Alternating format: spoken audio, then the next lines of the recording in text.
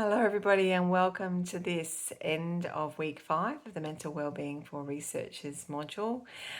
This is my wrap-up video, not just for week 5, but for this whole module. So it's a chance for me to say goodbye and maybe review and cover where we've come from over the course of the last 5 weeks. When we started off this module, we were particularly interested in giving you a real sense of what we mean by mental well-being, what we don't mean by mental well-being as well, what some of the science and theory is behind mental well-being, and also starting you to think about, in a more kind of general or theoretical way, about some of the things that can make people vulnerable to poor mental well-being or to their mental well-being being at risk.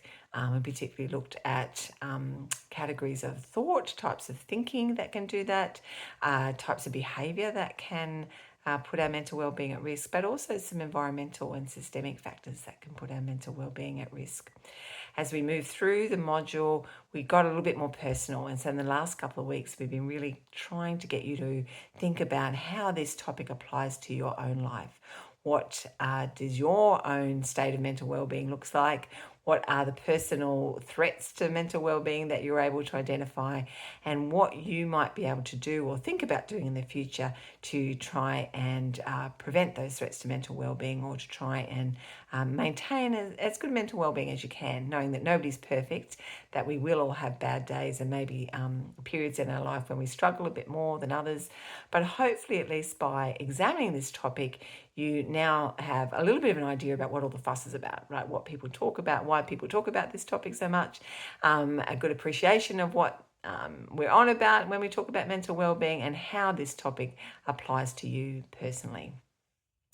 So at the very minimum, regardless of why you decide to take this module in the first place, at the very minimum, we hope that you have at least a better intellectual understanding about what mental well-being is about.